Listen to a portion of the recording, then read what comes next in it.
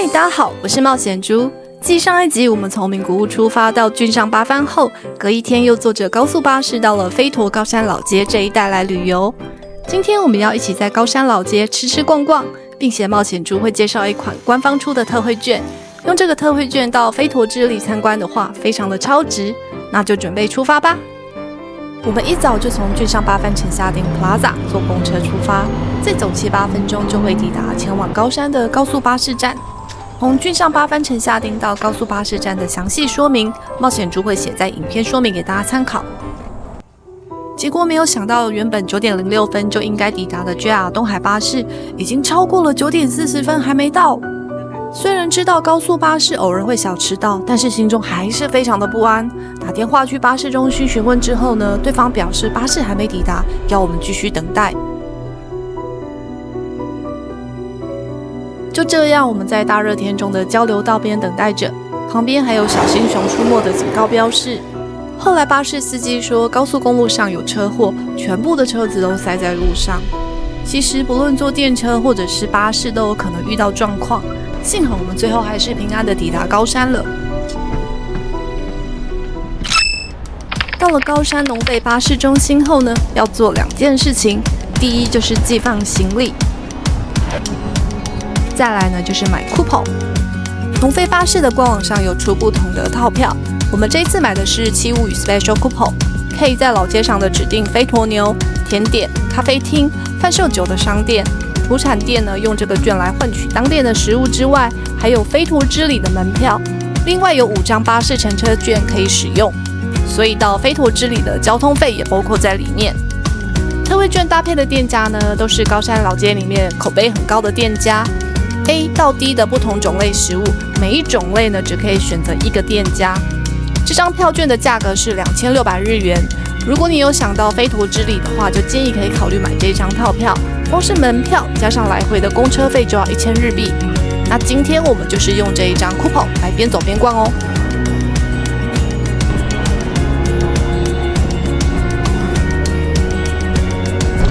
お金後からもらうんで、とりあえず。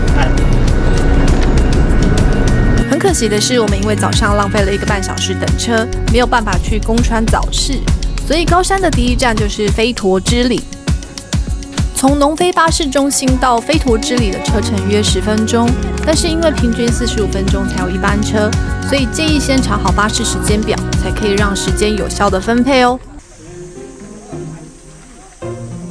用简单语句话来形容飞陀之里的话，那就是飞陀地区重要文化财合掌屋的传承之地。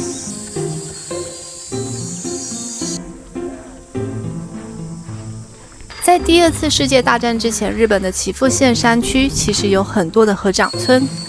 随着战后的经济发展与农村人口流失问题，能够像白川乡这样靠着当地的组织努力地保存住村内的合掌屋是极少数。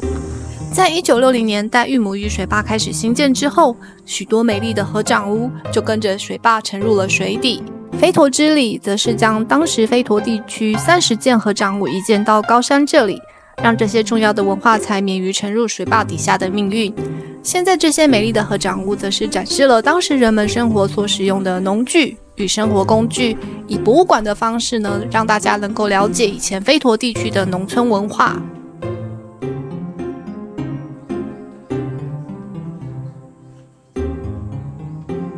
这里就是以前飞陀地区农村生活的缩小世界，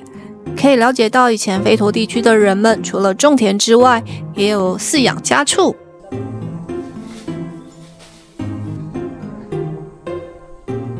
在飞陀的部分地区，因为无法种出稻米，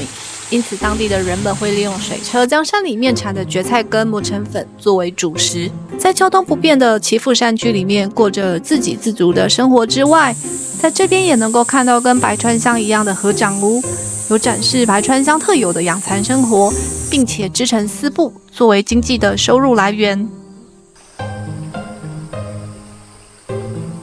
已经有去过白川乡合掌村的朋友们，很建议还是可以再来飞陀之里参观。冒险猪自己觉得白川乡的特色是可以看到非常大型的合掌屋聚落，并且从山上的展望台望下去的话，整片的风景实在是很像童话故事中的插画。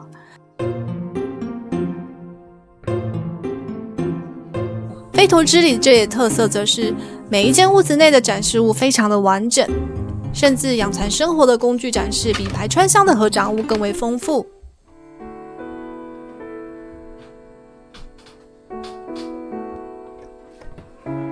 毕竟飞陀之里这里收藏了接近8000件的古代农具与生活用品，并且这里每天也都会有职人的实际表演或者是体验教室，活动的时间与场次官网上都可以搜寻得到哦。由于飞陀之里的观光客数量跟高山老街比较起来显得少很多，再加上整个民俗村内的茅草屋顶的名家风景相当的美丽，非常适合在这里拍照取景。事实上，当天就有看到一些 cosplay 的人在这里拍照，会建议至少保留2个小时给飞陀之里才够。这里除了有很多名家博物馆可以参观之外，还有神社呢。冒险猪因为时间不够的关系，也没有全部逛完就离开，有一点可惜，只好下次再来一次高山了。如果提到飞陀高山地区，虽然也有飞陀之里或者是钟乳石洞等景点，但是大家第一联想到的应该就是高山老街吧。高山老街发展于江户末期到明治的这一段时间，是当时高山城下町区域。当时飞陀国的人们在这边热闹的生活着。由于战火并没有波及到高山地区，也因此这一区江户时期的老房子得以保存。现在这些江户时代的町家已经转变成各式各样的商店，唯一不一样的就是街上的人们大多是来自各地的观光客。在高山老街就是要边吃边逛，让我们用这个特惠券来换飞陀牛寿司吧。这一家金乃飞陀特牛就是鼎鼎大名握寿司飞陀特牛的姐妹店，我觉得已经非常好吃了，结果看别人说隔壁条街的飞陀特牛还要再更好吃一点。很好吃，好。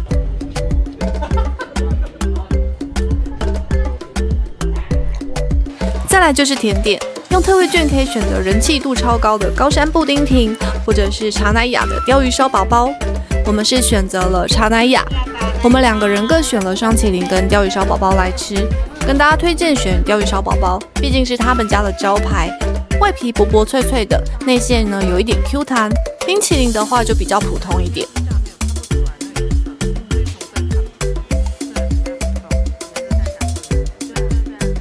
七物与 Special Coupon 搭配的店家都不是乱配的，都是选有一定评价的商店。唯一容易有问题就是下午的时间，咖啡厅很多都是客满。我们走了2家之后，才在第3家咖啡厅找到了位置坐。即便是用特惠券换饮料喝，但是 menu 上有很多都是可以选的。天气这么热，又可以吹冷气，坐下来休息一下，这个组合搭配是蛮不错的。大家知道吗？如果以人口比例来换算的话，高山地区的咖啡厅密度是日本全国第1高的。来高山老街的话，一定要找一间有町家风情的咖啡厅当一下文青哦。其实心里还很想吃飞陀牛拉面，但是肚子已经有一点装不下了。要去高山镇屋参观之前，当然也要在老街上的商店逛逛。这里有很多商店都是以卖手工艺品类或者是可爱的小装饰品为主，很适合在这里买纪念品送给家人或是朋友。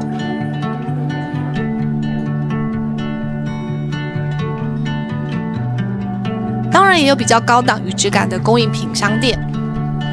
冒险猪觉得用来判断一个地方是不是日本的人气观光景点，就是看有没有 Snoopy 跟米菲兔这2间店在这里进驻就对了。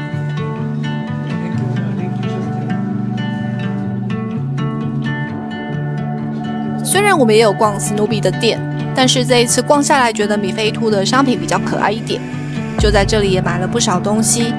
从小装饰品到厨具类的用品与瓷器都做得非常的有质感。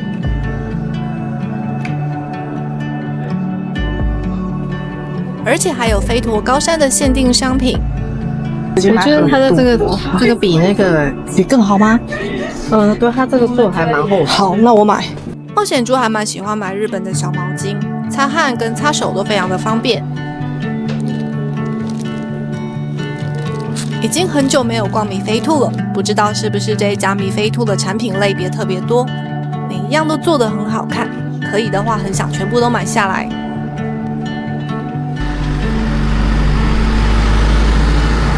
高山地区呢有5个必走的行程：宫川早市、飞陀之里、上三之町古街，还有在我们眼前的中桥。与等一下要参观的高山正屋，建议至少要留一整天，至少7个小时会比较足够。高山正屋是现在全日本唯一留下来的一间江户时期的代官郡代所的大型建物古迹，跟神社或者是武家屋夫的建物格局完全的不同。有着300年历史的高山正屋面积相当的大，里面可以看到完整原始的正屋格局，是非常宝贵的历史古迹。幕府时代，日本的各藩除了由当地的大名来管理之外，也有部分的领地是幕府的直辖领地，由幕府政府直接派出代官到当地。正屋呢，也就是当时代官住的生活空间之外，同时也是处理领地的行政、警察、审判等事务的办公室，并且有收藏贡拿米的米仓仓粮。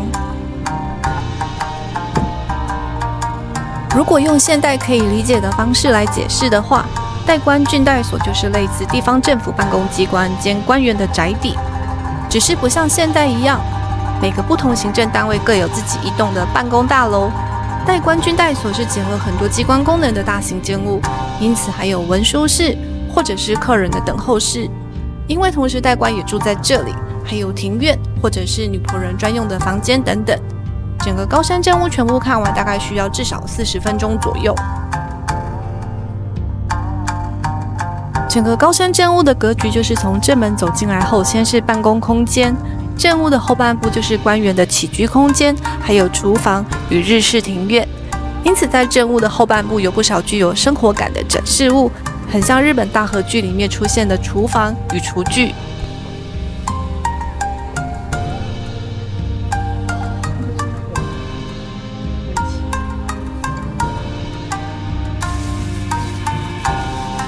高山正屋作为代官郡代所使用的期间是1692年到1868年的176年期间，其中一共派出了25任的代官。